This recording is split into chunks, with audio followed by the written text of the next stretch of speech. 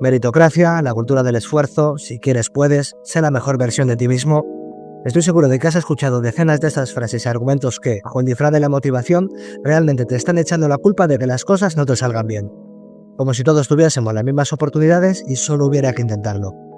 Evidentemente esto último es absurdo y una gran mentira, pero culturalmente parece que está calando. ¿Será que, como dice la canción, ya no existen pobres, solo hay losers? ¿Qué tal? Soy Alejandro Murciano. Este es el podcast del Otro Rescate, Economía para la Gente. Hoy vamos a hacer prácticamente contracultura, de desmitificar aquello de que todo se consigue con esfuerzo. No todos tenemos las mismas oportunidades, el ascensor social está medio averiado y vamos a traer datos que nos lo recuerden. Vamos a por ello.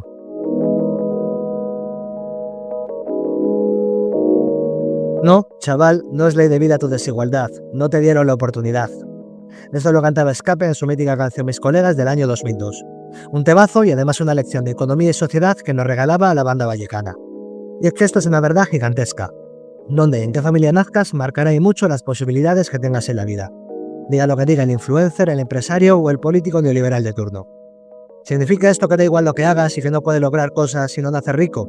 Evidentemente no. Pero la desigualdad en la que naces está muy relacionada con la desigualdad en la que vives tu vida, y hay que ser muy conscientes de ello. Evidentemente, ese condicionamiento por donde naces es especialmente sangrante a nivel internacional. Si creces en el seno de una familia promedio de un país extremadamente pobre, por desgracia y aunque tengas unas enormes cualidades, es muy probable que pases toda tu vida conviviendo con esa pobreza y sin muchas posibilidades de prosperar. Pero incluso en un país como España, al que se le presumen unas herramientas suficientes para que puedas mejorar tu posición, la cosa no es tan sencilla. Por supuesto que hay una educación pública es elemental para un amago de lo que sería la igualdad de oportunidades. Pero hay otros mecanismos que reman en sentido contrario y hacen que la riqueza sea también hereditaria.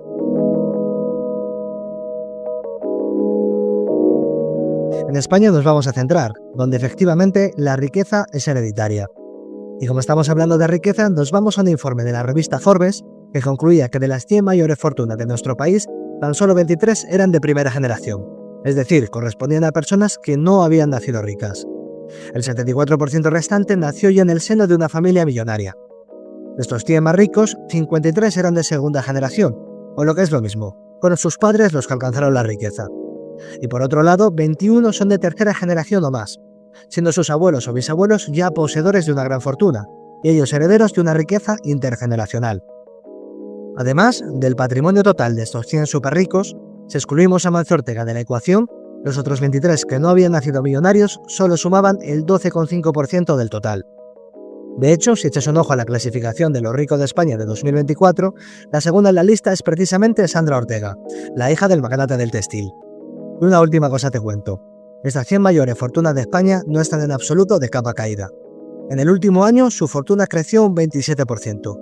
Multiplicando por más de 10 el crecimiento de la renta en el país. ¿Va a ser verdad eso de que dinero llama dinero? Parece evidente que estos superricos tuvieron las cosas más fáciles que cualquiera de nosotros, y gracias a eso poseen ahora enormes fortunas. Pero para encontrar una desigualdad hereditaria no tenemos que irnos a casos tan extremos en absoluto. Por eso te traigo un informe del INE que me parece tremendamente revelador. Concretamente un apartado de la encuesta de condiciones de vida del año 2023. De aquí podemos sacar una información muy valiosa, ya que relaciona la situación económica que tenían los ciudadanos en su adolescencia con la que luego viven como adultos. Es una forma muy gráfica de ver si ese mencionado ascensor social aún funciona, si las personas que crecen en un entorno desfavorecido le pueden dar la vuelta a la tortilla, o si nacer en una cuna de oro te garantiza, o no, una situación solvente para el futuro. De que ya os imagináis cuál es la conclusión. Efectivamente, que no es nada fácil escapar de la clase social en la que naces. Vamos con los datos. El INE se detiene a evaluar qué tal les ha ido a quienes tuvieron una situación económica mala o muy mala en la adolescencia y a quienes la tuvieron buena o muy buena, y lo relacionan con los ingresos que tienen ahora esas personas como adultos. De los que crecieron en ese entorno desfavorable, solo el 9,2% se encuentra ahora entre el 20% de la población con más ingresos, mientras que más de la mitad de esos ciudadanos se encuentra entre el 40% más pobre a día de hoy. Con todo y con eso, representa una mejora respecto a la anterior encuesta, la del 2019, donde casi el 35% de quienes lo habían tenido complicado en su adolescencia se hallaban entonces entre el 20% o con menos ingresos. La situación ha mejorado y las políticas sociales parece que han valido para algo, pero aún así dista mucho de lo ideal. Y en el otro extremo, entre aquellos con una situación económica buena o muy buena en la adolescencia, como era de esperar, ocurre justo lo contrario. Tan solo el 17% se encontraba en el quintil más desfavorecido en cuanto a ingresos, mientras que casi el 25% se encuentra entre el 20% más rico en la actualidad. De nuevo, la desigualdad se suaviza respecto a 2019, pero las diferencias se siguen viendo muy claras. Aunque aquí debo de decir que cualquier diferencia me parece demasiada. Todo lo que implique que el entorno donde te críes haga que tengas más o menos oportunidades me parece intolerable. Y una conclusión más de este estudio del INE. De los ciudadanos que, como ya hemos comentado, tuvieron una mala situación económica de adolescentes, tan solo el 23% ha podido cursar estudios superiores, mientras que cerca del 20% se quedó en los primarios o inferiores. En el caso contrario, entre quienes tuvieron una situación más favorable siendo niños, el 53% logró graduarse en educación universitaria, mientras que solamente el 5% se quedó en el escalón educativo más bajo. Un 5 contra un 20%, realmente llamativo.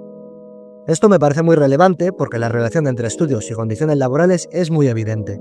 Habrá quien la quiera negar, pero está ampliamente demostrada. Aun con eso, algún lumbrera por ahí dirá que estudiar no sirve de nada. En fin. Esto para mí da mucho que pensar, dado que, en un país con educación pública bastante completa como el nuestro, se demuestra que aún hay elementos y mecanismos que hacen que el éxito de los estudios no sea el mismo según tu origen.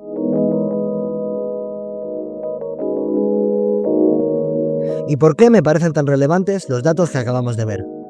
Pues porque suponen para mí un puñetazo tremendo a la forma de pensar neoliberal. Esta se basa en admitir que existe una desigualdad, pero una desigualdad meritocrática. Es decir, que en base a tu esfuerzo, a tus capacidades y a tu sacrificio, puedes llegar a tener más que el vecino, y además te lo vas a merecer. Volvemos al discurso del que hablábamos al principio. Ese que dice que si quieres puedes y que, sin embargo, si finalmente no logras nada es por tu culpa. Porque no lo has intentado lo suficiente, porque eres un perdedor, ese término tan americano. Para quienes piensan de esta forma, es un palo enorme tener que reconocer que en muchas ocasiones quien triunfa no es porque es el mejor, o porque tiene más fuerza de voluntad, sino porque sencillamente lo ha tenido más fácil. Y que el pobre o el precario lo es porque no ha tenido la oportunidad. O lo que es lo mismo, que existe una desigualdad que no es achacable a la actitud del individuo, sino que te viene marcada por dónde naces y creces. Supongo que para los neoliberales esto es una verdad incómoda.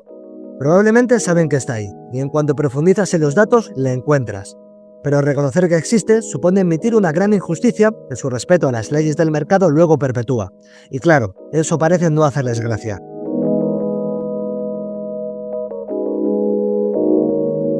Una vez más, todo esto no significa que dé igual lo que hagas, que tu esfuerzo no importe o que no puedas conseguir cosas sin haber crecido en una cuna de oro. Es más, si quieres pensar que puedes emprender como lo hizo Amancio Ortega, o si escuches la historia de José Elías y te inspira, estás en tu pleno derecho. Pero hay que ser consciente de que unos casos puntuales en los que una persona corriente se vuelve multimillonaria son eso, casos puntuales, para nada la norma. Y por supuesto, de tener ese discurso tan dañino que señala que vive la precariedad como si fuera su culpa, como si le faltara un talento o no se esforzase lo suficiente. La desigualdad de oportunidades es una realidad, el ascensor social funciona muy a medio gas y aunque a alguno le sorprenda, hay quien no puede permitirse fallar porque no tiene un sustento tan grande detrás. Así que no, chaval, no es ley de vida tu desigualdad. No te dieron la oportunidad.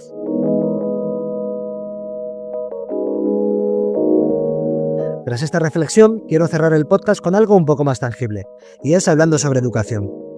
La educación es posiblemente el único mecanismo que permite que el ascensor social, del que tantas veces hemos hablado ya, funcione un poquito más engrasado.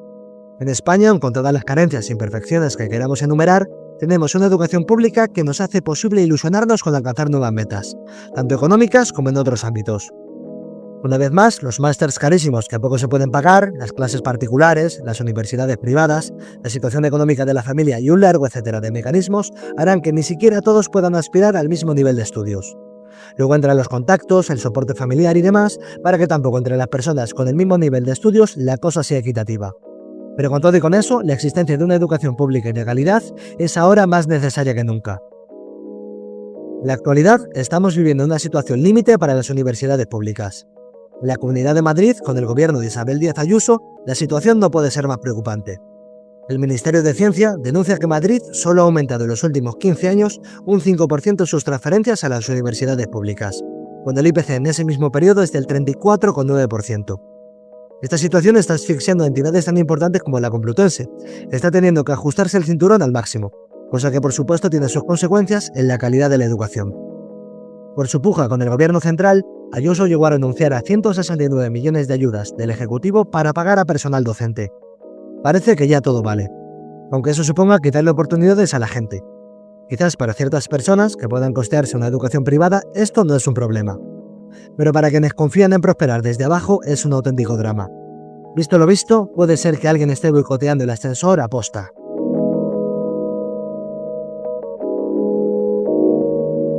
Pues con esto nos despedimos. Espero que hayáis disfrutado de un tema que nos toca a muchos de cerca. La igualdad de oportunidades debería ser un básico en una sociedad, y para defenderla hay que emprender dos luchas. La primera en lo que se refiere a las políticas y mecanismos directos que la sostienen. La segunda contra la corriente cultural que la perpetúa tras el maquillaje de la meritocracia. Dicho esto, nos vemos pronto para seguir hablando de economía para la gente. Sed buenos. Un fuerte abrazo.